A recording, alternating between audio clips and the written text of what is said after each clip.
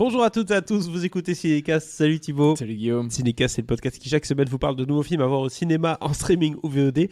Aujourd'hui, rien à voir, on ne parle pas de streaming VOD, j'ai l'impression qu'on en fait pas mal. On parle de Olga, film du coup qui sort cette semaine au cinéma chez nous. Ouais, il est déjà sorti il y a quelques semaines en France. Il est déjà sorti il y a quelques semaines en France, le 17 novembre pour être précis. Alors Olga, c'est un film de qui et ça parle de quoi? C'est un film de Eli Grapp, c'est le premier film du réalisateur Eli Grapp, avec au casting Nastia Boudiashkina, Sabrina Rubstova et Katerina Borlodio, entre autres. De quoi parle ce film Olga? C'est un film qui a été présenté, je pense, au Festival de Cannes à la semaine de la critique. Semaine de la critique, merci Thibaut. Ça parle en 2013 d'une gymnaste de 15 ans qui s'appelle du coup Olga, qui est en Suisse, où elle s'entraîne pour le championnat européen en vue des JO, c'est l'objectif. Et elle est tiraillée entre là-bas et l'Ukraine, où sa mère, journaliste, en fait, couvre les manifestations pro-européennes qui s'appellent les Euromaidan, comme ça c'est pour votre culture générale, vous le savez, qui ont lieu du coup à ce moment-là, qui sont très très chaudes. Je propose qu'on se regarde tout de suite un extrait de la bande-annonce. Je vous présente Olga, elle fera la préparation des compétitions avec nous. Pourquoi t'es ici? Я мама, à cause de son travail. Вообще-то я волновалась, тебе писала, звонила. Ты мне не отвечала, я очень сильно переживала. C'est une irresponsable. Elle fait son travail. T'es pas prête pour le Jaeger? Tu vas te faire mal au dos? Мне нужно делать егерь. Отвали уже, достал. Pardon? Voilà, c'était l'extrait de la bande-annonce du film Olga, du coup de Eli Grapp. Écoute, c'est un film avec un sujet assez intéressant, puisqu'on va parler d'un conflit qui est propre à l'Ukraine. Je veux dire, ce qui se passe en Ukraine, c'est assez spécifique, mais on va parler avec la perspective d'une fille qui s'entraîne pour les JO depuis la Suisse. Enfin, c'est un peu spécial comme mélange, tout ça. Ça donne une certaine originalité, je trouve. Oui, tout à fait. C'est que le sujet, de façon générale, est assez original. Surtout dans la façon dont il est traité. Donc voilà, on a vraiment cette jeune fille qui est en Ukraine, qui devrait rejoindre l'équipe nationale ukrainienne, mais leur entraîneur est parti avec la Russie. Elle, sa mère, ça commence à chauffer. Il y a des gens qui s'en prennent à sa mère, qui est journaliste politique et qui s'en prend beaucoup au pouvoir dans ses articles. Donc elle envoie sa fille du côté de la famille de son père, qui est mort, elle connaît quasiment pas ces gens-là, mais il l'envoie en Suisse, où elle va tenter d'être sélectionnée au championnat européen, mais pour représenter la Suisse du coup. Et puis d'un côté, elle est toujours en contact avec ses amis en Ukraine, ses copines gymnastes. Elle essaie d'avoir des nouvelles de sa mère aussi, parce que vraiment, c'est le gros de la révolution, c'est après qu'elle parte. Et donc elle suit tout ça de loin, où vraiment bien sûr elle a envie de poursuivre de sa carrière de gymnaste et d'arriver au championnat européen, même si c'est avec la Suisse, le but c'est d'être au championnat européen, et en même temps elle a envie d'être là avec ses amis, avec sa mère, parce que voilà, sur la place principale à Kiev, c'était très très chaud. C'est un moment important, c'est clair. Donc voilà, c'est ça, t'as le côté aussi, t'as envie d'être là avec ton pays, avec les gens qui se battent, et toi t'es au chaud, au froid en Suisse, mais...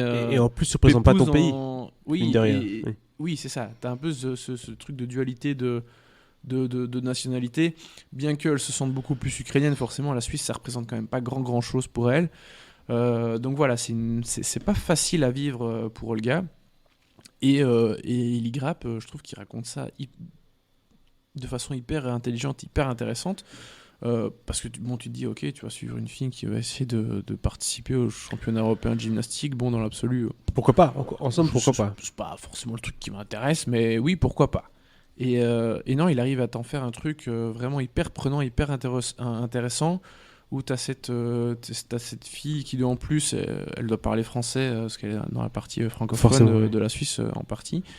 Elle a ce nouveau truc d'une nouvelle culture, et puis elle a sa culture qui est en grave problème, en difficulté. Donc oui, il y a vraiment plein de tensions de toutes sortes qui se passent dans le film. Et il y a ce truc aussi propre vraiment à l'Ukraine qui est intéressant, dont je disais, en tout cas l'équipe d'Ukraine qui est intéressant. L'entraîneur s'est barré Pour les entraîner Russes, la Russie.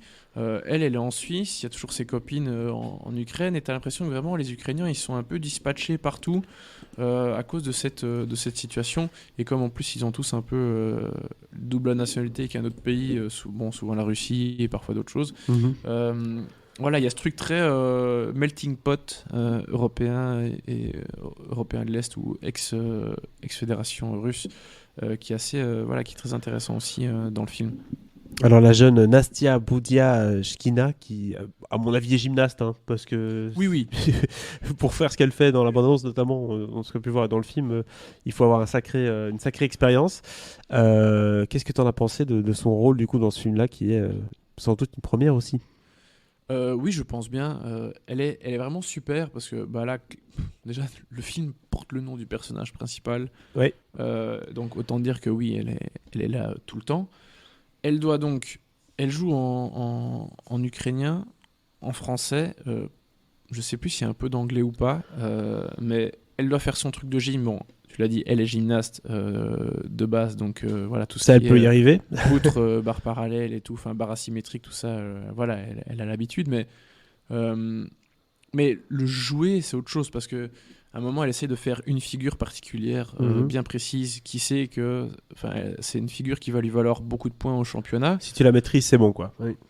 Voilà, si tu la maîtrises, ça t'assure un certain niveau de points en tout cas. Et avant d'y arriver, il faut qu'elle l'essaye plusieurs fois et qu'elle la rate. Mais faire exprès de rater un truc aussi, c'est pas évident. Donc, tu vois, il y a un moment où, en plus, forcément, il coupe pas forcément entre chaque plan, où elle essaye, et à chaque fois, elle doit se planter. Et voilà, il y a ce truc de quand t'es professionnel, ou que, en tout cas, tu fais déjà ça très bien, devoir le faire mal. C'est pas spécialement facile non plus. C'est un autre contexte. Oui, en plus, elle doit sans doute jouer en faisant de la gymnastique, c'est-à-dire que parfois la caméra va être un peu plus proche de son visage pour montrer certaines émotions. C'est ça. Alors qu'elle est en train de faire un truc physique qui demande beaucoup d'énergie. Tu dois être crédible. Tu dois être crédible aussi pour jouer, tout simplement. Parce que bon, on en parlait il y a pas longtemps là, De son vivant, il y a un médecin qui joue le rôle, son propre rôle, le rôle de médecin. Donc il y a ce côté un peu aisance, mais ici, il y a des choses vraiment beaucoup plus dramatiques aussi à jouer, où il y a des choses qui n'ont rien à voir avec la gym, quoi. Toute la partie avec sa mère, où elle croise ses amis, où elle est préoccupée par la situation politique. Ouais. Donc non, elle s'en sort vraiment bien. Et puis au niveau des langues aussi, hein, comme je te dis, elle doit beaucoup switcher français, ukrainien, etc. Non, vraiment, chapeau, elle fait vraiment un super boulot. Et écoute, je l'avais pas vu à Cannes, je l'ai vu plus tard, mais c'est le genre de film, voilà, j'en attendais pas spécialement grand chose, pas que j'en attendais rien, mais j'attends toujours d'être surpris, et voilà. Et ici, voilà, j'ai été surpris, c'était vraiment un super premier film, très maîtrisé, il y a vraiment plein de bonnes idées de mise en scène. Le casting dans l'ensemble joue très bien, mais vraiment Nastia Boudiashkina, elle est vraiment fantastique dans le film. Donc voilà, si vous avez l'occasion, allez voir ce film en salle. À mi-français, je pense qu'il doit encore être dans quelques salles à mon avis. Et voilà, mi-belge, ça sort maintenant. Donc, et combien d'étoiles du coup, Thibaut ? Un très bon 3 étoiles. Un très bon 3 étoiles du coup pour ce Olga de Eli Grab qui sort du coup chez nous, je le répète, ce mercredi 8 décembre. N'hésitez pas à nous partager en commentaire votre avis sur ce film, ami français qui l'avait déjà vu. Et abonnez-vous au podcast sur la plateforme de votre choix. À très bientôt pour de nouvelles recommandations.